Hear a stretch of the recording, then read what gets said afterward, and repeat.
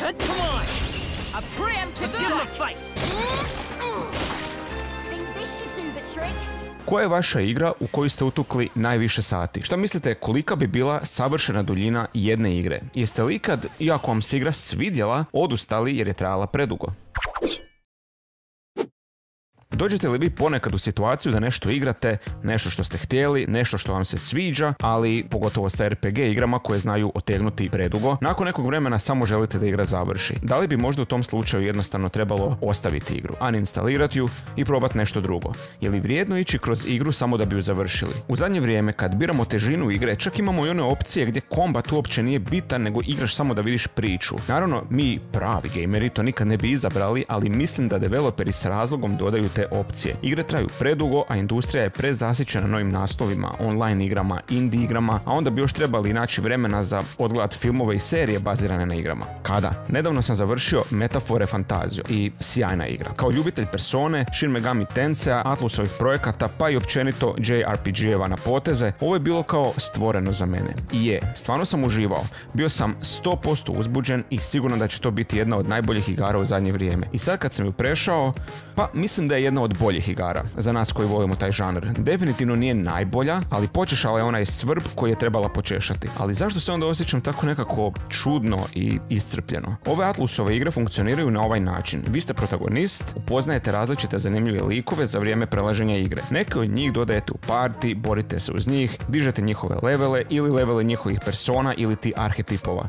Neke od likova koje upoznate ne možete dodati u party, ali oni igraju bitnu ulogu u priči, pa ih morate često posjećivati, pričati s njima kako bi dizali levele prijateljstva i od toga dobivali bitne pogodnosti koje vam olakšavaju put prema završetku igre. I jedna od najbitnijih stvari u ovim igrama, kalendar i vrijeme. Ovo nisu igre otvorenog svijeta gdje imate vremena koliko hoćete, već vam kalendar tempira ritam. U jednom danu možete odraditi 2 ili maksimalno 3 aktivnosti. Možete odlučiti otići u dungeon ili provesti vrijeme sa nekim od ljudi koji su vam dragi. Nakon što odradite tih par stvari prođe na primjer jedan dan. I tako se to vrti dok ne dođe dan za glavni quest kojeg kad riješite vas vodi u sljedeći dio igre. U Personi sam prvi put naišao na taj sistem i stvarno mi se svidjelo. Moraš na neki malo drugačiji način taktizirati i nije da se boriš samo sa neprijateljima, nego i sa vremenom. Sve to divno i krasno, ali nakon 150 sati metafora shvatio sam jednu stvar.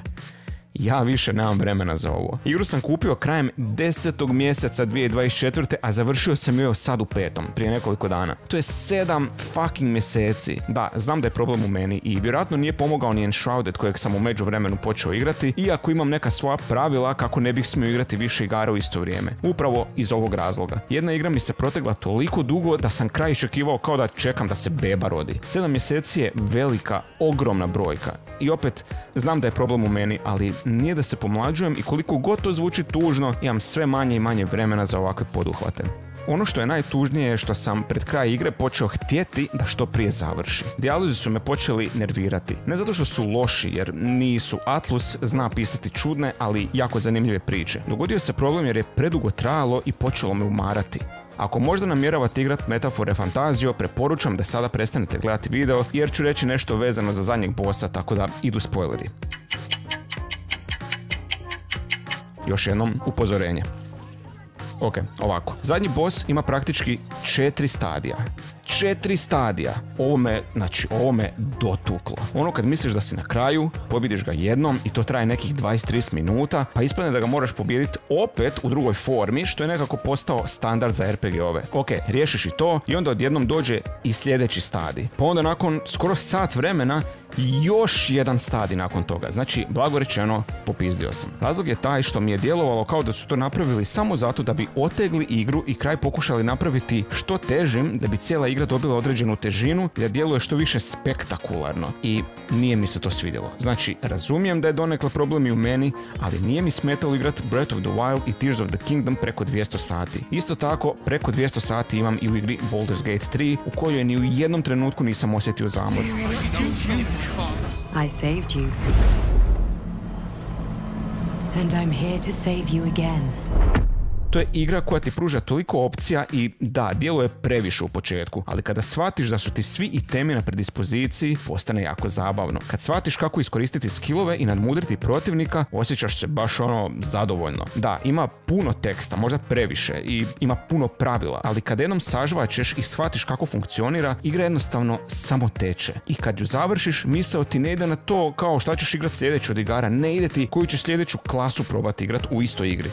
I eto, sad sam u situaciji da preispitujem sve i pokušavam odgonetnuti šta se događa sa mnom. Sve više se veselim linearnijim igrama. Zato sam uzbuđen za novu Mafiju, a i za novog James Bonda. Ne znam jeste gledali State of Play, ali jako mi se sviđa kako izgleda nova igra. Volio bih da bude nekakav hibrid između, na primjer, Hitmana i Mafije i GTA, ali tako nekako linearno da ne traje predugo. 50 sati u vrh glave.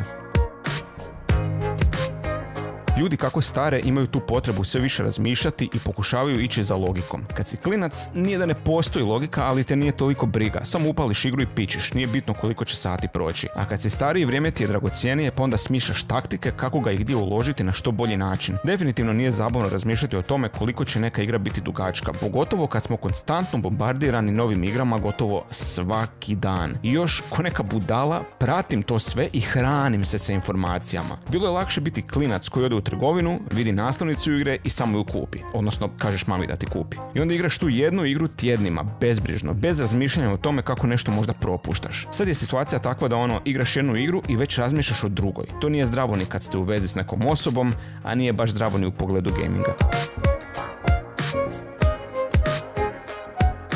U ovakvim temama uvijek me iskreno zanimaju vaši stavovi. Ako imate neku osobnu priču, molim vas podijelite. Ako ste neko ko odustane od igre kada osjeti da traje predugo, recite mi zašto i kakav je osjećaj. Jel vas muči to što niste nikada završili tu neku igru? Ili možda odete na YouTube i odgledate kraj, gospodski. Ili ste onaj drugi kamp koji gura do kraja, na silu. Ili jednostavno nikad niste ni doživjeli takav osjećaj. Meni je ovo nešto novo. Nisam navikao na to da me nešto tako zamori da želim da što prije dođe kraj. Možda je do igre, možda me metafor nije toliko uhvatio sa settingom, sa likovima, možda je do priče koja je dosta out there, što bi se reklo. I dosta je teška jer se vode tim nekim političkim pitanjima, problemi s rasizmom, s uljetavanjem. Nisam siguran, ali bojim se da ću za sljedeći Atlusov naslov morati dobro odvagnuti prije nego što se odlučim dati im svoje vrijeme.